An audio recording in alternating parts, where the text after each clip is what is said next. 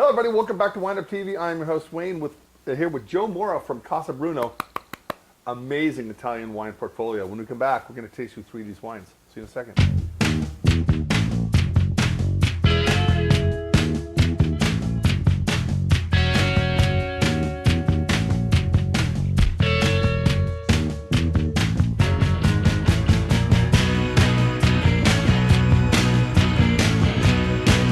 Hello, everybody. Welcome back, Joe.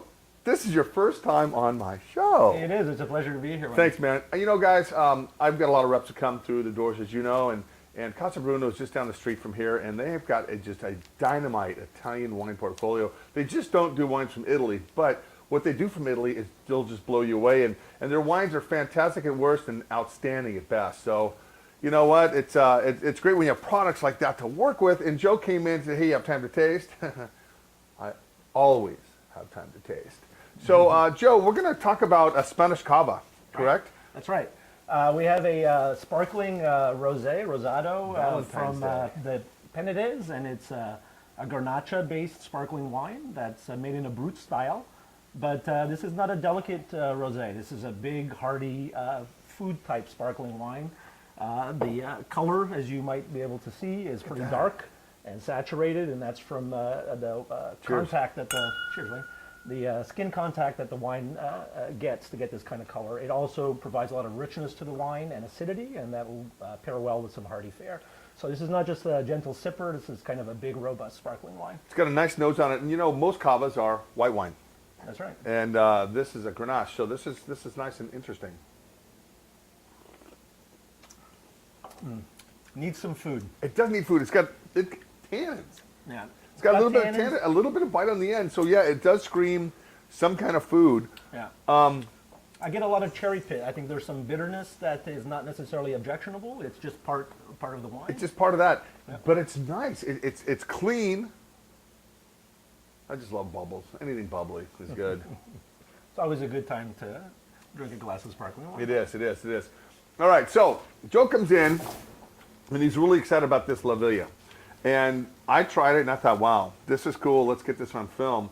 Only 100 cases here in Portland, and you said nobody else in America carries this yet? As far as I know, this is a project that we're just starting here, and someone asked us to take a look at this wine. It's sold mostly in Europe, in the UK, and being that we see so much Italian wine, we immediately recognize the value in this wine.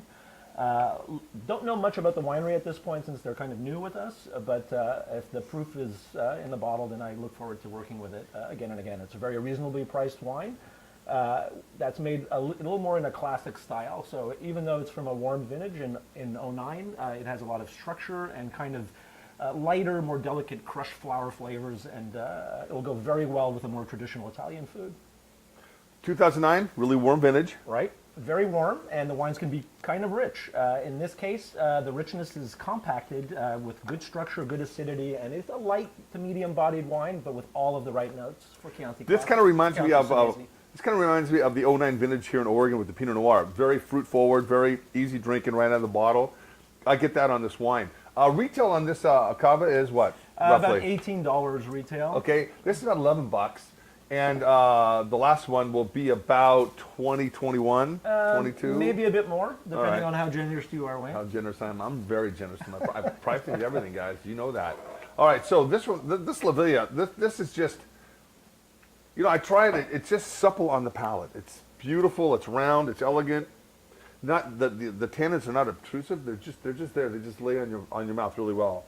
Yeah, I think what we were most surprised by was we were expecting something that would be a lot more jammy and gummy, and it's not. It really holds up very, very well, and this is a warm area for grapes, and it's a warm vintage, but somehow they've managed to make this with some finesse. And this over in Europe is about $18 a bottle. It's probably overpriced there, but we have a great price here in the U.S. We're very happy to have it here in Oregon. Yeah, it's very, very exciting. All right.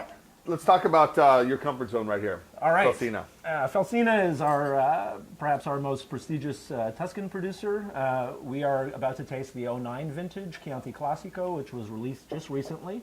And like we expected from this winery and in this vintage, you have a combination of great ripe fruit with the necessary structure and acidity that these folks are known for. Felsina does not mess around even with their basic Chianti Classico. You have structure, you have wine that you can drink now, you could age, and this is really a go-to wine. I believe this wine was also recently awarded 91 points in the Wine Spectator. So.